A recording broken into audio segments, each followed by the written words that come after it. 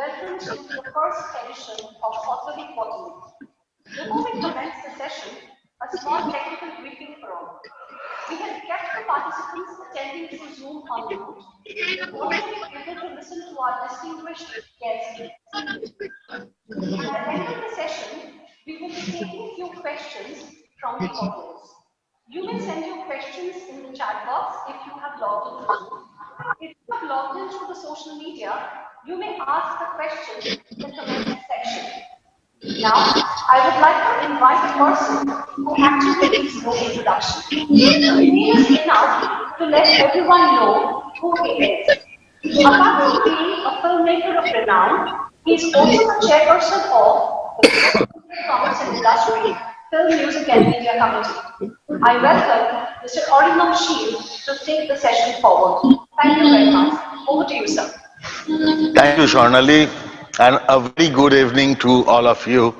Welcome to this first edition of Authorly Quarterly. This is an effort of Bengal Chamber of Commerce and Industry, and I'm extremely happy that I am leading this, and even more happy that I have a friend, a brother, and a wonderful, wonderful writer who is there in our first session, and he is none other than Mr. Kunal Basu. Welcome, Kunal. Thank you, Arindam. It's wonderful to have you in our first session. Before we go on to chat with Kunalda, I will call him Kunalda because that's what I call him. And the idea of this session is to have the Bangali Adda, which we've been losing out on. And that is, we would be talking about books, we would be talking about his life, we would be talking about his writing, we would be talking about his philosophy, but everything in the form of an Adda. But before we go on to this, let me tell you, Authorly Quarterly, why this name? We would be bringing in authors, we would be chatting and having addas with authors, and we would be having them every quarter, once every quarter. And the first edition, first quarter, we have none other than Kunal Basu. Here's a human being of whom I don't know whether even all of us who've read his books,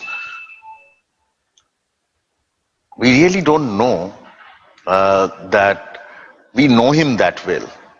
He is a multi-talented human being. He's have a life which is an incredible story. And let me tell you a few bits and pieces of that. Correct me if I'm wrong, Kunalda. Born in a communist family, father being an active member of the then Communist Party of India, Mr. Sunil Kumar Basu, mother Chobi Basu, both communists, and grown up in such kind of an atmosphere. Father was a publisher. Kunalda went on to become a mechanical engineer from Jadavpur University. During his stint as a student, he delved into politics and he did active SFI. Am I correct? So, he was there very much into that. He had a stint of working in an ad agency. He's actually looking like an ad guru right now. This is his new look. He's actually looking like an ad guru. And after doctoral degree, Kunalda went on to become a professor at McGill University, Montreal. And if I'm not wrong, he has been associated with the McGill University, Montreal for almost 13 years. And during that time, he also had a stint of being a professor at IIM Kolkata. and he still teaches at the Oxford University. So other than all these things, he is a celebrated writer in his own rights, and I'm very happy to say that he's one of those writers, authors, those favorites, most of whose works I have actually read, and I follow him very closely. Why?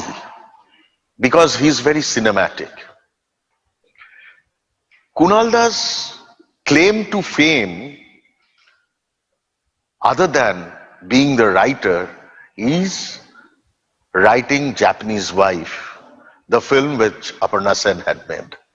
But other than that, what is so wonderful about your writing, Kunalda, what I always find, is that your each and every subject, your each and every book is on various kind of subjects, whether it's the opium clerk, whether it's the miniaturist, whether it's the Yellow Empire's Cure, which I loved, whether it's racists, and another one of your books which I really loved was Calcutta, which delves with the life of a gigolo, and incredibly well researched. Each and every book of yours have incredible research behind it.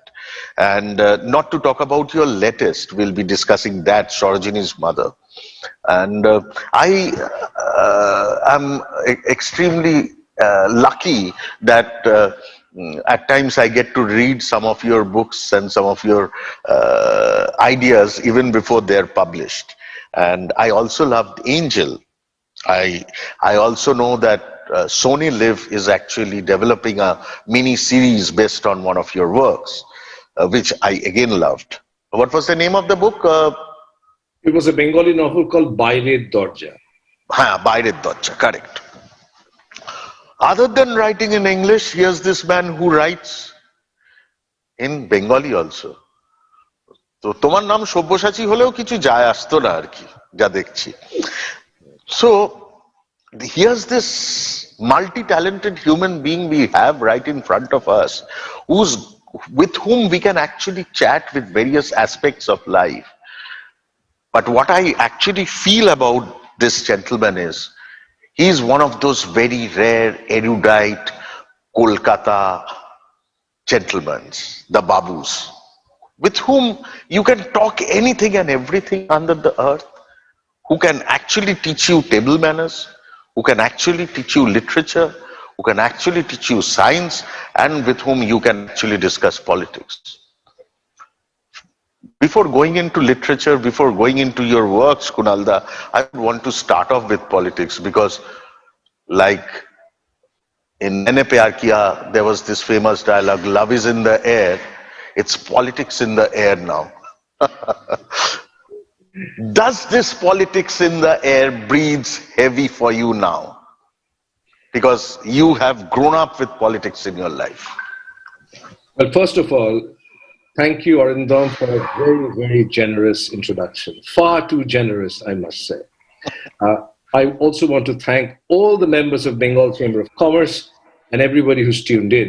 You know, it's a bit of a regret on my part that I couldn't join you in the wonderful auditorium of Bengal Chamber of Commerce. But given the situation, we will try to do the best as we can. It is true I grew up in a political family. I also grew up in a time which was the emergency. So in Bengal, that meant something very significant. It means that not only was politics in the air, but blood was in the air. Violence was in the campuses. And I sort of grew up in that milieu. I have to say, though, that I was far more interested in culture than politics growing up. I acted in plays directed by Utpal Dotto in People's Little Theatre. I acted in 2 of Kunal Sen's films when I was very young. I used to edit the university literary magazine. And it was only later in my university life that I actually took part in politics. But what has really been a running thread in my life is not partisanship, is not belonging in any particular political party. but having a set of values. And these sets of values have to do throughout my younger days up until now, and which probably gets reflected in the writing that I do in both languages, is compassion for people who have had it much worse than I have had. Okay. You and I, Arindam, we're fortunate to have grown up in a Bengali cultured milieu. We had our education, we had facilities in life, allowed us to choose our careers and our paths. But then lots and lots of people around us, lots of them, who are not that fortunate. And I think my politics, regardless of the election year that we are in, has always been towards sympathy for people who are oppressed, people who haven't had well in life. I know you're working on a very favorite author of mine, Mahashweta Devi. So very much the running theme of political values for me has been empathy. But am I political in a partisan sense? No, I haven't been for a very long period of time. And that probably has to do with the fact that I've spent the last 40 years of my life outside of India. That's wonderful. One very important word, and I think that's what guides us. That's what paves our destiny. That's value, which came up in, and we perhaps are right now into midst of valueless politics. That's what's hurting you and me. I suppose that's very true. You know, the time when you would be a member of SFI, the time during your college time when you were into politics, it must have been a different feeling altogether. But as I was telling somebody today that election in our childhood, election days used to be an utsav. Yeah. Kake election, to khawa dawa hobe, paray beriye adda hobe, and all those things would happen. Right. And now kalke election mane baba bari theke berosh na, manush khun hobe, rokto porbe. So that, I suppose, is where we are leading our world to. And I very genuinely feel, Kunalda, it's writers like you who are magicians, who can actually guide the society. It's so very important. From there I come on to creative writing. And I would talk about creative writing because there are a whole lot of students, and I take this opportunity that you are watching this session live through Bengal Chamber of Commerce Facebook, through Zoom, through YouTube. And I take this opportunity on behalf of Kunalda and myself and the Chamber to welcome all of you, and thanks for being with us. I can already see a whole number of participants who are watching us right now. So coming to creative writing, and as I was telling you, Kunalda, that there are a number of students who are actually watching your session. Firstly, creative writing, and secondly, writing in English. And how did you take it up yourself, and what do you hold to say for these young people who are listening right now? As you mentioned early on in the introduction piece, Arindam, I grew up in a house full of books. As you can see behind me, this is my... I have been to your house. Yes. Each and every room are filled with books. I feel so jealous. You have to come to our Oxford home as well, which also has lots and lots of books. And I'm also beginning to miss my Oxford home because we couldn't go back because of the pandemic situation. My mother was a writer. There were writers and poets and filmmakers, Chotu Chitra, Mrinal Sen and others, who would come over to our house. Saturday, Sunday mornings would be full of adda, as you said. Great arguments, debates about Italian neorealism or the French Nouvelle Vague, okay, about this author and that poet. So I grew up in that environment, but I did not actually want to be an author. I wanted to be an actor and an artist. Okay. I actually thought so. And the intriguing fact of my life is that I wanted to be an author, an actor, and an artist, but I ended up being an academic, the fourth A. Okay. But I never gave up. Despite being an academic for a very long time, I never gave up my passion for writing and my passion for books. And I told myself, look, Kunal, do not become a Sunday writer. In other words, be engaged in your profession, and whenever you have a bit of time, practice writing as a hobby. For me, writing was never a hobby. It was an all-consuming passion. Okay. So when I decided to write my first novel, actually I wrote my short stories before I wrote my first novel, I went at it with my whole heart. Okay. And in the past 20 years, this is the 20th year that I've been published as an author, first in the United Kingdom, then in America, and then in India. I've written 15 books. And the only reason for that is I cannot think of a life without writing. And the thing that has come home to me in my life as a writer so far is that life is wonderful when one is engaged in one's passion. And since writing is a passion for me, that has, these last 20 years has been a tremendous journey for me. Okay. This is not something that can be done on the side. This is not something one can start and give up and come back again. It's not worthwhile doing. It doesn't keep you awake at night. Okay. And writing does keep me awake at night, even after these many books. Now, why writing in English? This is an intriguing question for me, because the time that you and I grew up, I mean, you are younger than me, Arindam, but around the time that we grew up in this city, it was a truly bilingual city. It was a bilingual city in a cultural sense. So the teachers we had in school taught us very good Bangla and taught us very good English. I've never thought of myself as an Ingrej Bangali, but as a Bangali. Okay? But as a Bangali, there's facility in both languages. So when I started writing my short stories and my novel, English came naturally to me. Okay. And the first many books that I wrote were in English. But something was gnawing inside me. Something was troubling me inside, which said, but you know, you have read Bangla literature all your life, and you want to write in Bangla. My first Bengali novel, which is Rabi Shankar, which was published by Ananda. And which was nominated for the Ananda Puraskar also. That's right. That's right. Yeah. Lovely story. Thank you. Lovely story. But you are one of those very rare writers, of course, and one of those very rare Bengali writers, if I may focus it more, who's been proficient in both the languages. And yes, so from there you took up and you started writing in English.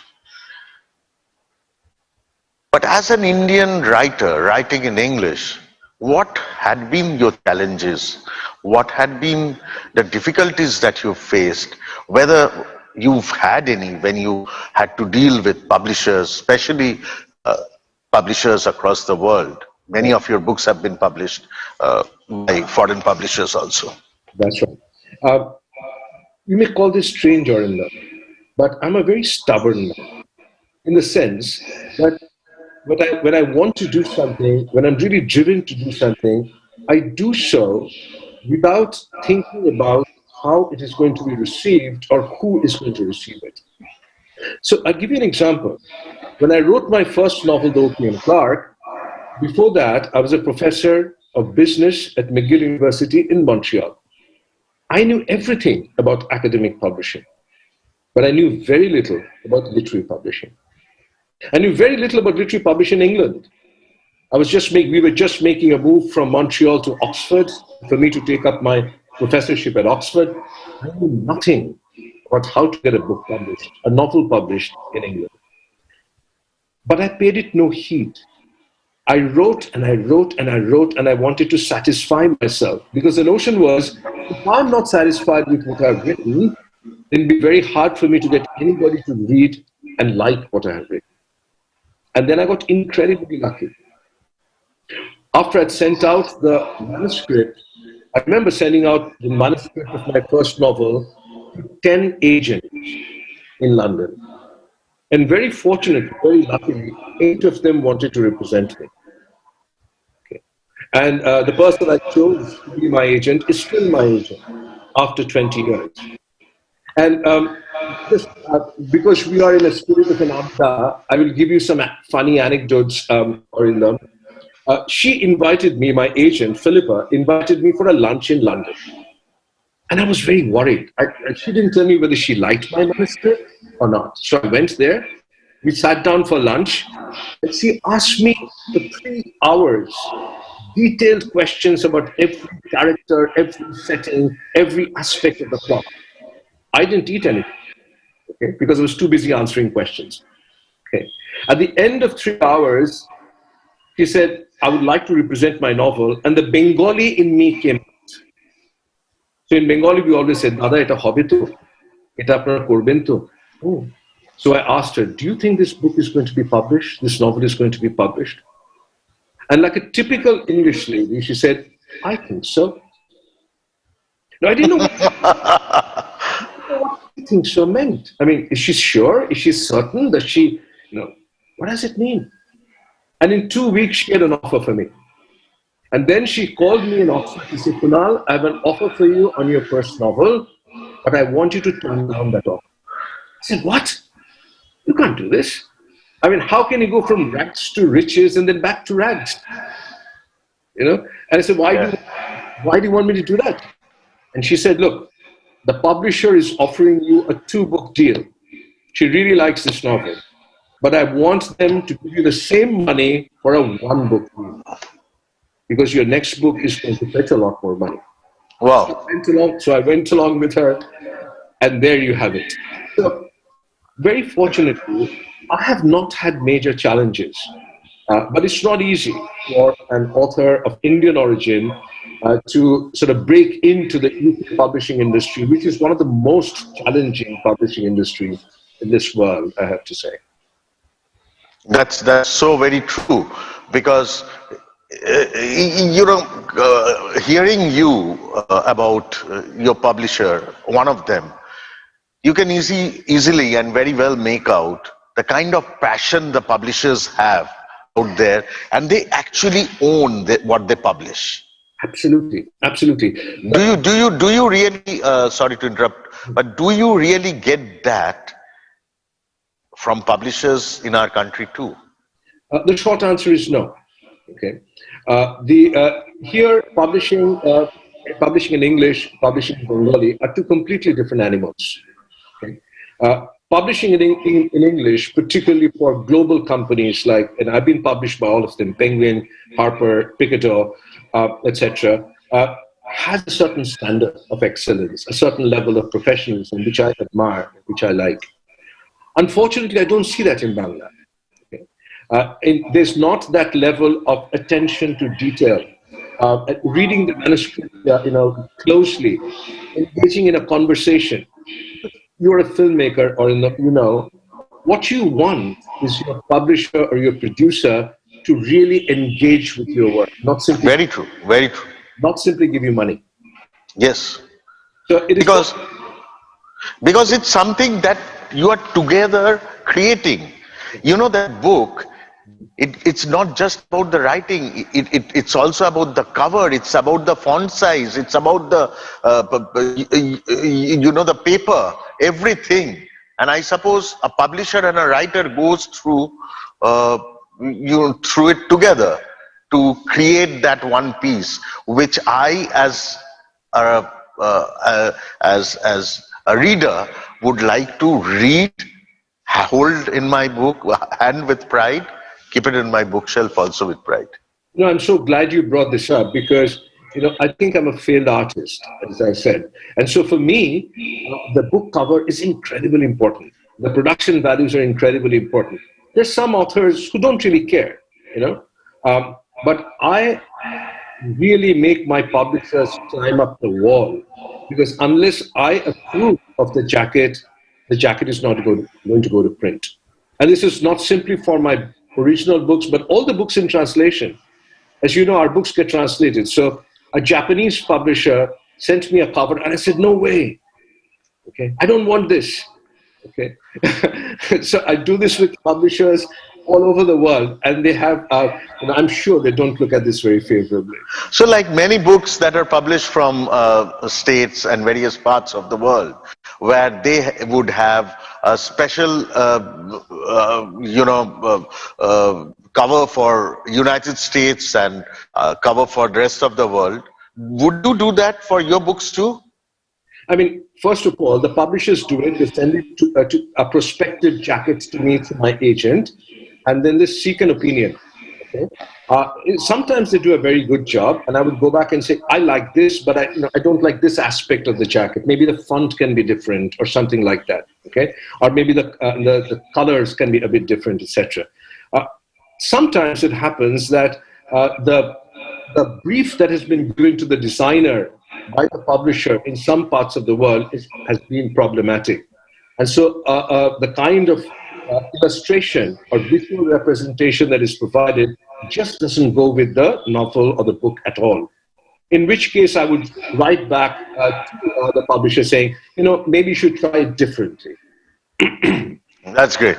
So we'll go on to hearing other things, and we would be discussing other stuffs with you, but what we would really want to hear from you, since we are talking about Indian writers writing in English, who are your favorite Indian writers who are writing in English right now?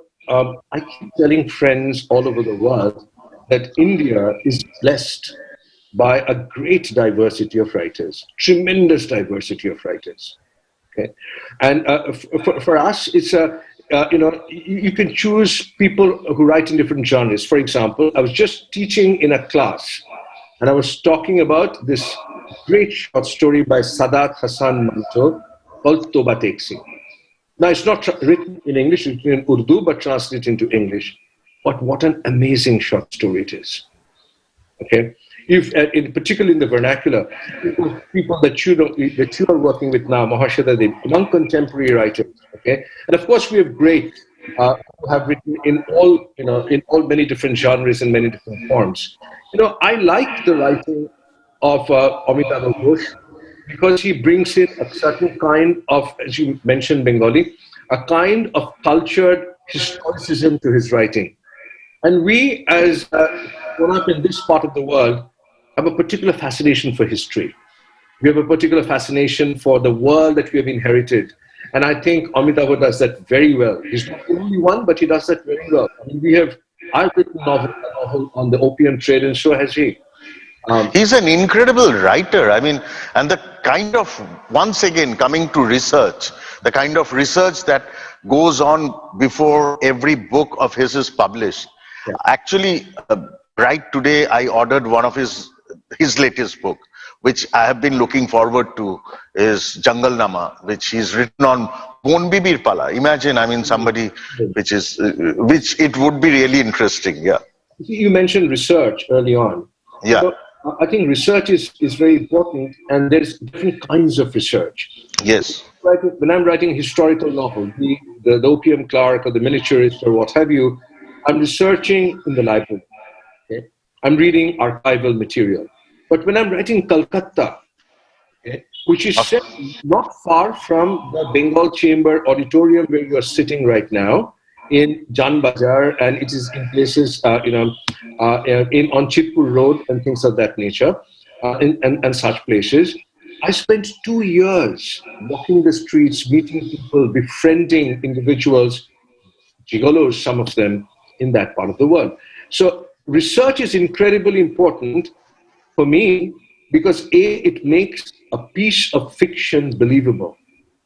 Because at the end of the day, a fiction writer does not write what is actually factual, but writes a story based on facts. Okay. And No, please carry on. It's important for me. Yes, of course. Let me inform that we are actually, what you've been talking about is your book, Calcutta.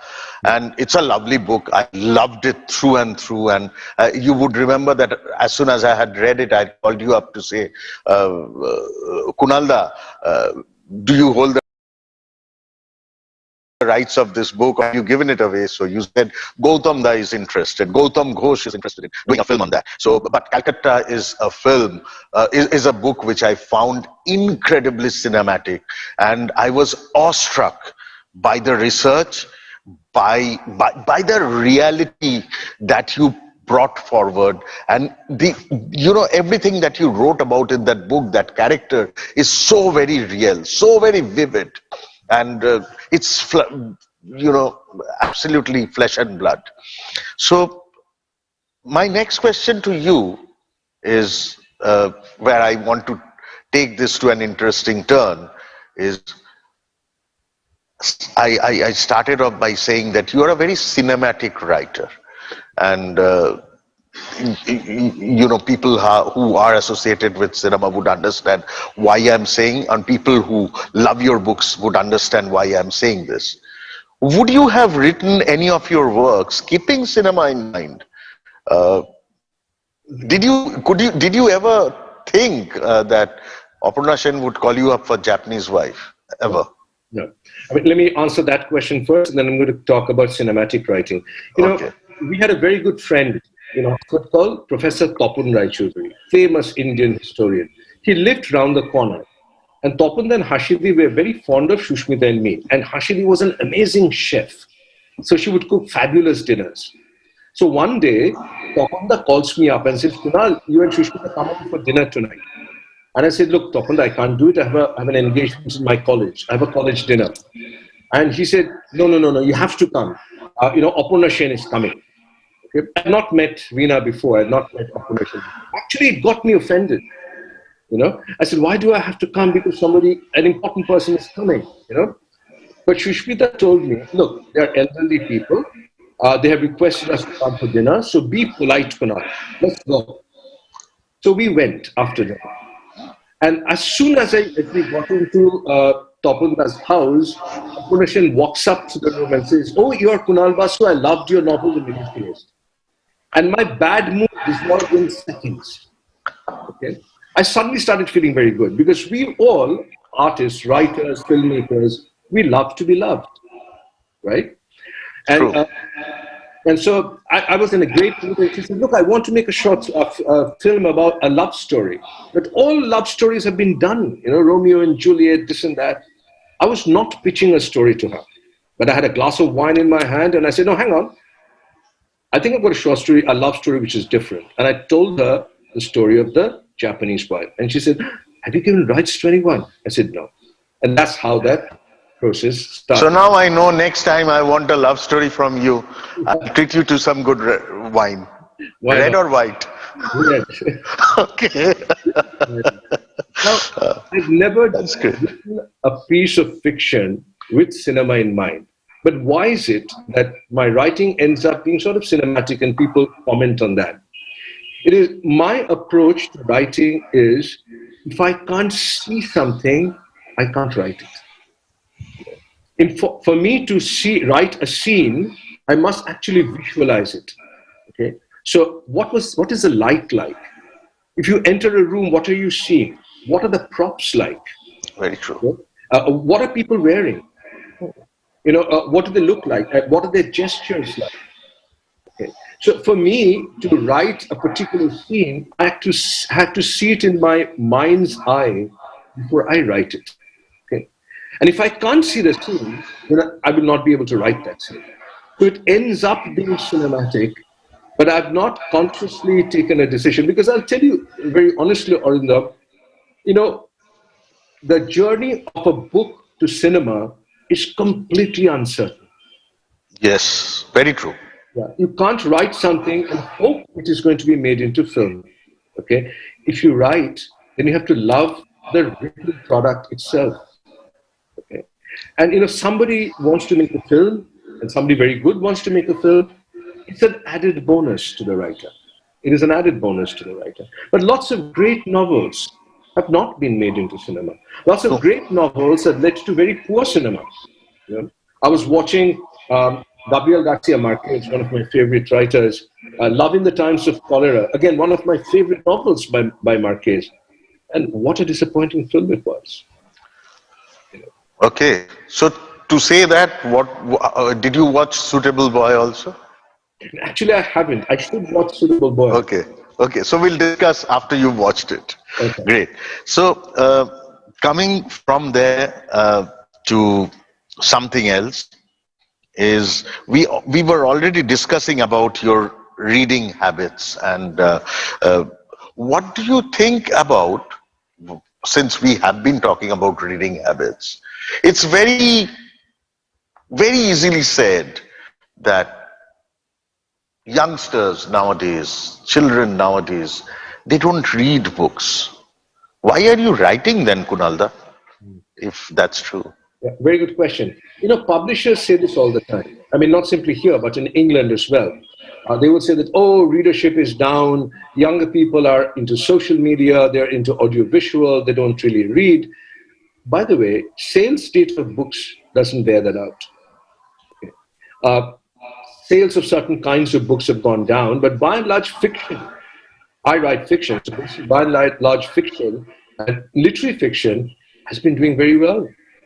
You know, I go around lots and lots of universities in this country and in other countries as a part of my life as a writer. So I read from books, I talk about writing, etc. And I'm amazed by the kinds of questions, the insights people have. I mean, give you an example.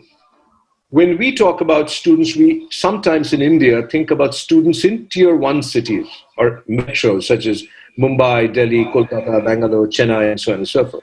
Okay? I actually would go to universities and colleges wherever I'm invited. Okay? That's what a writer owes his or her readers. So I went to give a talk at Bardhaman University in the middle of summer. Huge auditorium, no air conditioning, one solitary fan. Hot as hell. Okay. And I thought before I started, I'm going to read for 20 minutes, 10 minutes of question and answer, half an hour, I'm out of here. I was there for 2 hours. Fantastic. It's fantastic. You know, it's actually with the same idea and same belief. I go with my cinema wherever I'm invited. Yeah. Because the thing is that to make it more popular, to take it across, you know, there are places all across the world where Bengali movies don't reach out so easily. But if we can travel with our films, with our books, we can actually do that. But here we are talking about times. We are talking about sultry afternoon, no AC auditorium. You're spending 2 hours with the students. One of the funny things about that session was, you know, a number of students asked me questions about my third novel, Racist, which has nothing to do with India. Fantastic. Incredible. Victorian racial science set in London and in Africa. Okay? And it warmed my heart. This is the kind of thing that we authors love. So that is actually when you feel inspired, you feel that, you know, you are blessed, that there's so many people are reading your books and it's reaching out. While that happens and you have writers like you who take this effort, there are extremely popular writers whom I know would charge through the nose to come and spend a 1 hour session with you. No, but look, I think this is what we owe ourselves. Writing is an incredibly solitary activity. A writer's life is not glamorous. Okay? I write about 10 to 12 hours every day, and I mean every day. Okay? I have a very boring social life. I don't know why Shushmita puts up with me. I'm forever at my desk reading for my writing or correcting and drafting and redrafting. And Shushmita would say, get up and go for a walk. Okay? Do your exercises. Okay? So that is my life. unless I can talk to someone once in a while who has read something of mine and has a view, it would feel like talking to the wall. True. Very true. Therefore, this is the best benefit of writing, the biggest payback of writing, if you wish. Going back to one of your earlier books, in fact, your first book in Bengali, Ravi Shankar. Yeah. Did you write that with a lot of your life experiences? Because I think it has a character who's an Naxalite. And it did in the following sense. Look, I went to university as the Naxal movement was ending or had ended. So I didn't really get it full blast, but I had a foretaste of it. Those of us who grew up in Kolkata, even when we were in high school, had a foretaste. And then, of course, we had friends and relatives and cousins, etc., extended family who were involved in the movement one way or the other. Okay, my question that had nagged me throughout all these years was, an ex-Naxal will tell you what life was like during that period. But what about the policemen? Those who were the targets of the Naxals and those who fought with the Naxals, and they were an equal partner in that dance, the dance of death. So I wanted to actually meet with police officers, senior police officers who were involved in the anti-Naxal operation. And I thought it would be very difficult. Okay, Runugu Niyogi was dead. Okay? yes. Many of the others had died. But Kolkata is a fascinating place. If you want to write and if you're obstinate, you can eventually get to what you're looking for. And it's the same thing with the filmmaker. So I kept pushing and pushing and pushing. And I finally got through and met with some senior police officers, and I was surprised. They wanted to say, they wanted to speak. Why? Because nobody wanted to listen to them. Okay. And I sat for hours and took notes for pages and pages and pages about people who had interrogated Naxals in prison. What were they thinking? Okay. Were they simply doing their job? But did their hearts connect? Okay. How did these two parts who were ferociously at war with each other? And so obviously my novel is 20 years after the Naxal movement. When the two players have a meeting, one a successful doctor and the other a lowly retired policeman on a small little pension. But during the Naxal years, the power balance was different. Of course. The policeman could have killed this Naxalite during torture in a cell. And these two unlikely people, 25 years later, become friends. Yeah, it's an extremely intriguing story. And yes, it is, of course. And there's another book of yours I want to actually mention is Angel. It's a lovely writing in the sense, in cinema, Kunalda, we create spaces. You understand what I'm saying? Especially you would see that in the Satyajit Ray films and the kinds who have always inspired us. Spaces where there aren't any dialogues, where there are moments and moments and moments. As Ray had said that you use minimal words in. That is exactly what I found when I read Angel. How do you do that when you're writing a book? That's so very difficult. You have actually created moments in that book where there are spaces, there are moments. It's as much as that girl, the central character, whose language nobody understands, and who sings and talks something in a very lyrical manner. That's incredible. How did you do that? Well, again, because maybe I was thinking of it as a piece of cinema that I was watching in front of my eyes. I always said this, Arindam, if I can write a novel, when you read it, you have the sensation of a great play and the sensation of great cinema, then I would have succeeded. Because at the end of the day, we are all of audiovisual artist and a writer, we are all trying to do the same thing. We're trying to picturize a world and inviting our readers or our audiences to enter that world. I completely buy that. It's absolutely on the dot. You've hit it right where it should be. Um, Something different than your writing, because you've had a life of a teacher too. A teacher, I'm talking about education, and you've been teaching at the best of the universities in the world, whether it's Oxford, whether it's McGill. How would you find education in India being different from these world-class universities? And I want you to answer this, talk about this, keeping today's education system and the youth in mind. It's a vital question. It's a very big question. So I'll try to be brief in terms of the 2 points.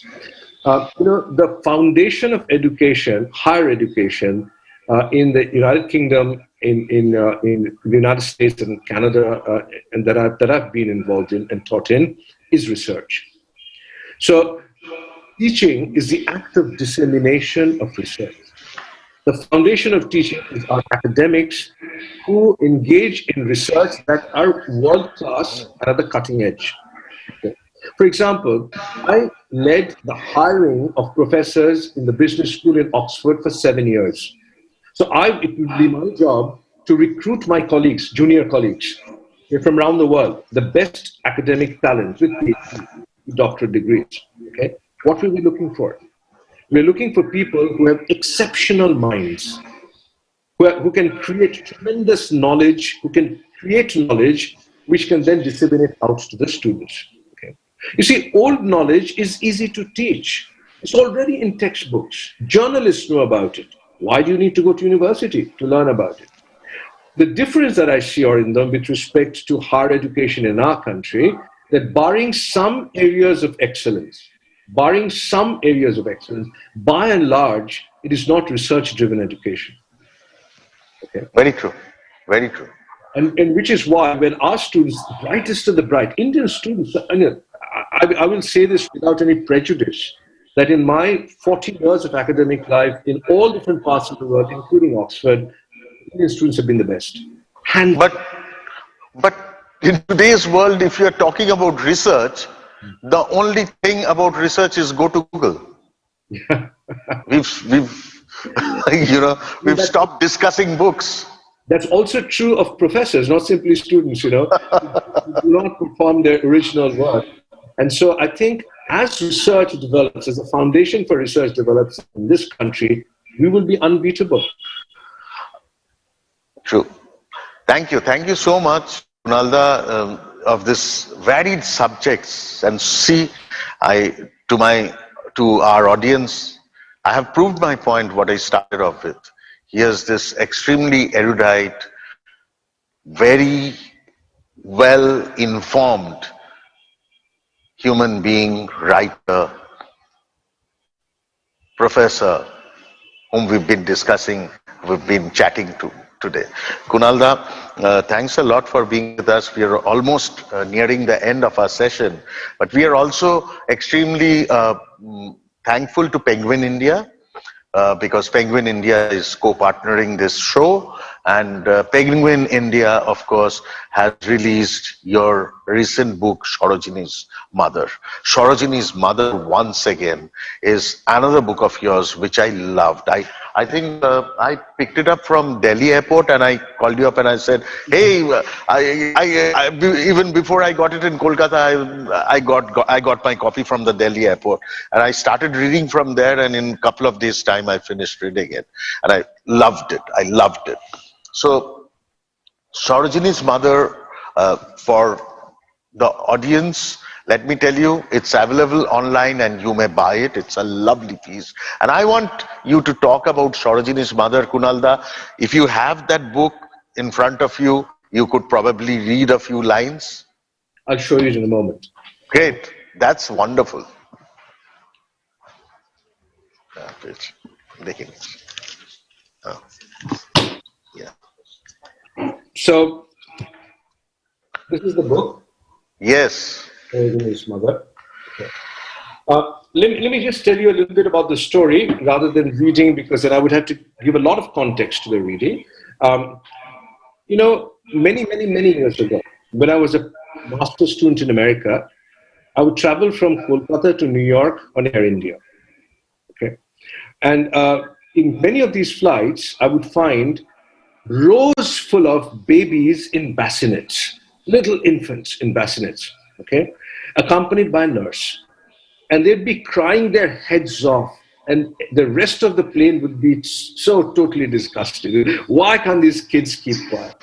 Okay. So one time I went up to this nurse and said, "Where are you taking all these kids?" And she said, "Oh, they're orphans and they've been adopted by parents in Europe and in America, and I'm just taking them over to their adoptive parents." Okay.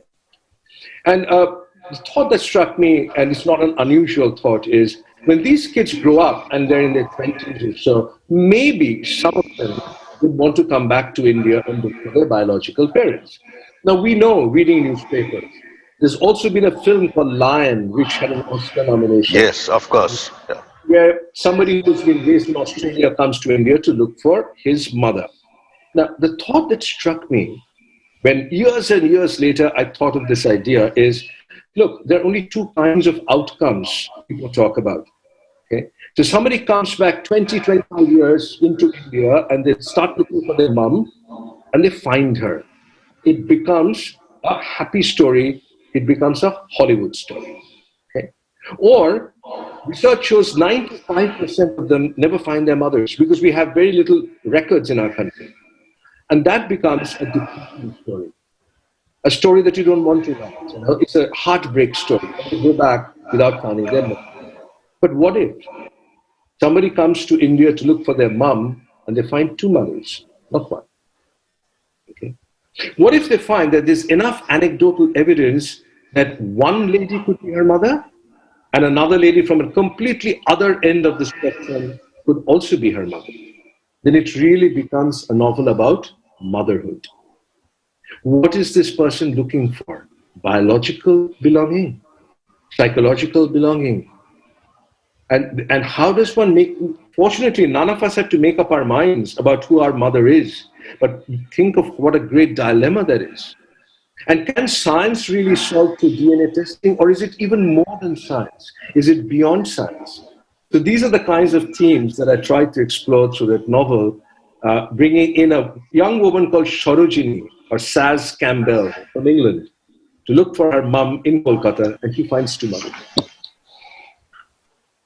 Yes, it's a lovely context and a beautifully told story. Would you like to read a paragraph from Sarojini's mother? I'm wondering which one should I read? Okay.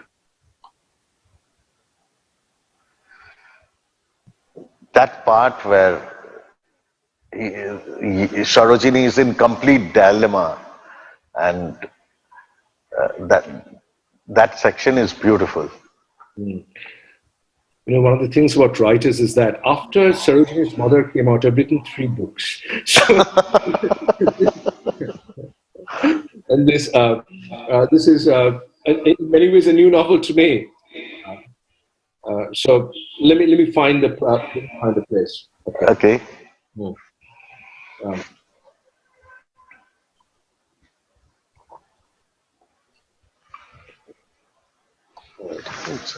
All right. So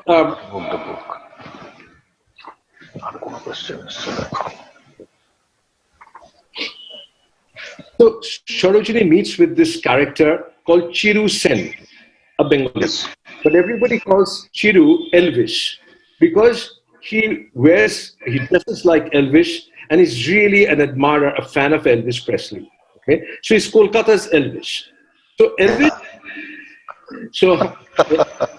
Elvis and Saz, Sarojini, they go about looking for her mom. They go about in the tram and at Sadhu Street and all this. That's right. A lovely description. Yes, of course. In the planetarium, okay, which has all these lovers. Okay. And so this is a piece where Sarojini and Elvis are on number 36 tram that runs from Khidirpur to the Maidan, to the monument. Okay? And this is when Saz opens up for the first time and tells Chiru, why is she here? Eventually, she broke her silence as we pass the infamous fort on the return trip. The fort is Fort William, of course, speaking almost to herself. This is where it all started. The story, if you can call it such, one without a proper beginning. Now we must go back 27 years, find out what really happened here during the riots. How many were killed? How many managed to escape the burning and looting? I nodded. I is Elvis. I nodded, encouraging Saz to say more. What happened to the babies that were orphaned after their parents had been killed or forced to flee their huts? The strong breeze blew her hair all over her face, and we changed seats to hear each other clearly. A few might have found shelter in an orphanage, no? She looked hopefully at me. The picture was still hazy, but open enough to hazard a guess. The orphanage would have their records if the babies were indeed saved, I ventured. Yes, Saz bit her lip, then parried the question. But which one? There are 7 in the city, orphanages I mean, only 2 of which existed way back then. That's all I know. Many have closed down, been demolished to build flats. I was about to name the obvious one, but Saz cut me short. Not to Mother Teresa, no. They wouldn't have given up a child for adoption to a single woman. Now the picture was becoming clearer.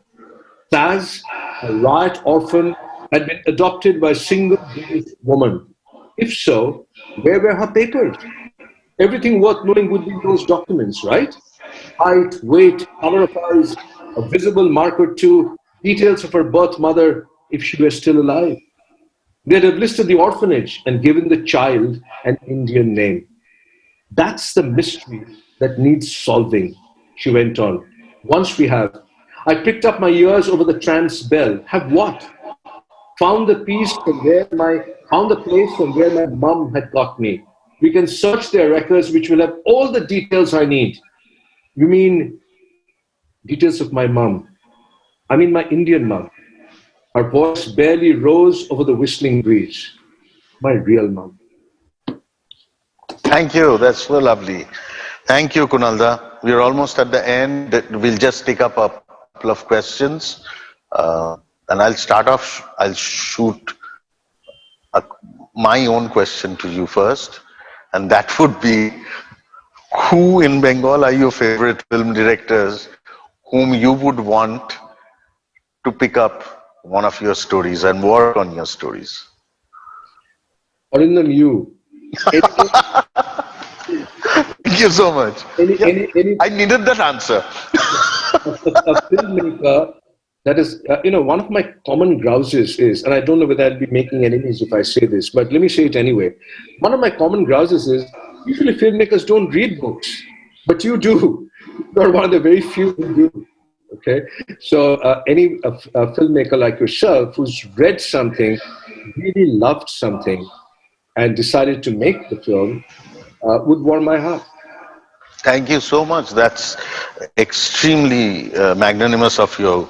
And I really am looking forward to work on one of your stories. Even today we were discussing something on that. Yes, I really am looking forward to. There's something interesting that has come up from Indrani De, who says that, sir, please don't mind, the people with whom you did your research works before writing, have you gifted them your published book?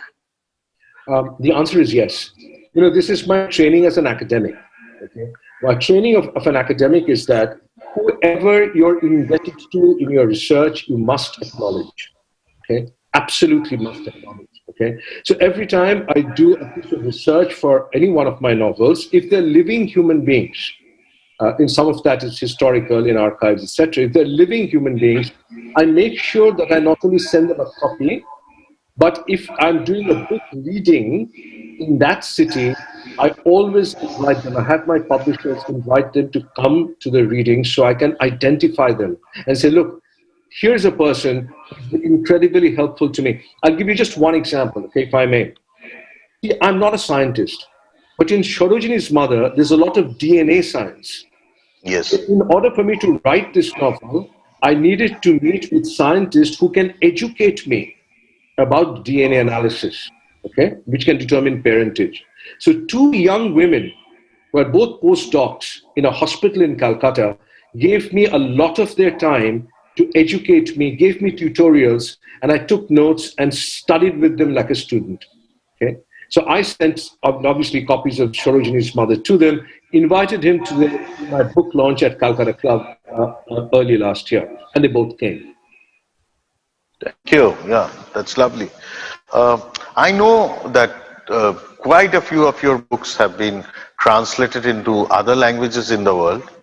And what about them getting translated in Bengali? This is also a question from the same lady, Indranide.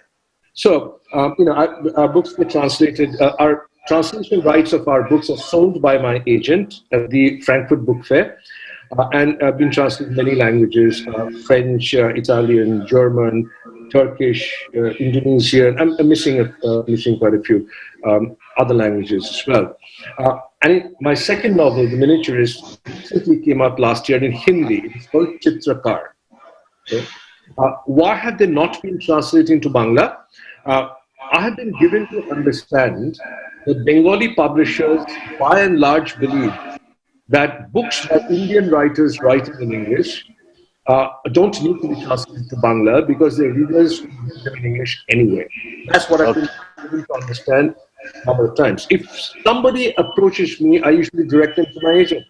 And so, thus far, no Bengali publisher has actually approached me for language rights in Bangla. But you're, of course, approached to write in Bengali, of course. That's right. And okay. So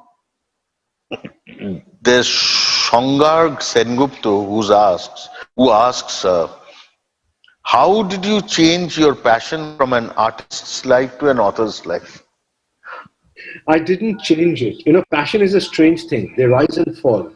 So my passion, I was very much into photography at one point. I did it almost semi-professionally. I've shown my photography. But writing fiction came like a wave and swamped everything. It completely took over my life. But recently, I must say, in the last 2 years, my artist self, that passion is beginning to re-emerge. And I've used this pandemic and the lockdown to go back to my painting and my art. Again, as an act of passion, not as a hobby. I don't do anything which is a hobby. I don't do anything which is a minor pursuit. If I do something, it has to mean something very significant to me.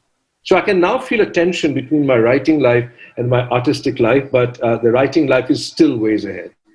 Wonderful. And the last question, this is from Shobhoshachi Dhar. For students who aspire to become an author, what would be your suggestion? I give talks to departments of creative writing in many universities where we are invited. I never attended a course in creative writing. There are very few things that I say. The first thing I say is, everybody's writing journey is different. Everybody's writing approach is different, which is why we have so many different kinds of writers. Do not emulate anyone.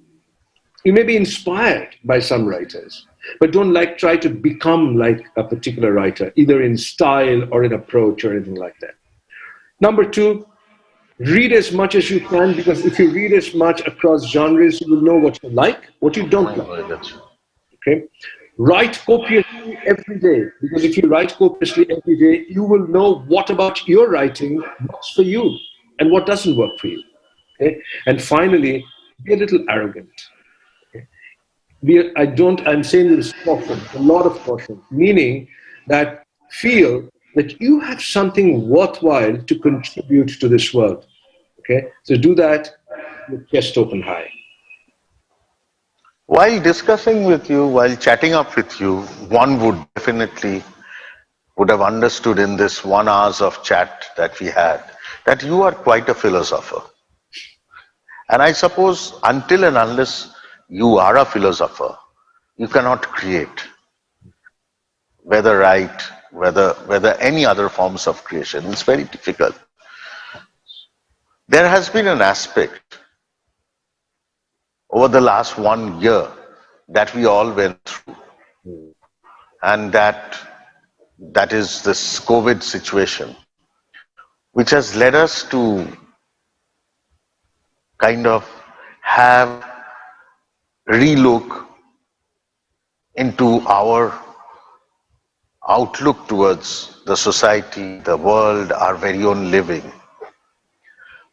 Actually, I am getting to see you after a long time over this Zoom, but we have been speaking to each other over the phone, but so I was quite awestruck by this look of yours, Right. which is quite a rock star look. Right. But the thing is, what did you pick up over this last 1 year, and to sign off, as a sign off of this session, what would you want to tell everybody who's listening to you? You know, what this 1 year has taught me is we think about becoming intimate with others, our friends, our significant romantic interests, our families, intimate with our pursuits, etc. What this year has taught me, and hopefully taught others, is to be intimate with ourselves. If we are intimate with ourselves, it gives us an opportunity to delve deep into this being called me, who I don't know very well. Okay. And who knows what great riches are within each one of us. And if we have the time to bring them out, it's going to further enrich our lives. So I've learned to be more intimate with myself. I've tried to discover things about myself that were unknown and strange. Okay. I didn't know that I would react in certain ways, or I would feel in certain ways about things. And that, I think, has been the silver lining of this pandemic. Okay.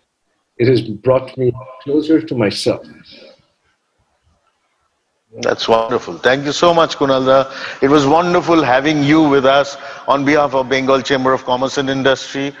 We are really thankful that you agreed to do this session with us, and we really look forward that we would do again. We would do have a physical session with one of your next books out here, and the kind of an addabaj that you are, we'll have a lovely session.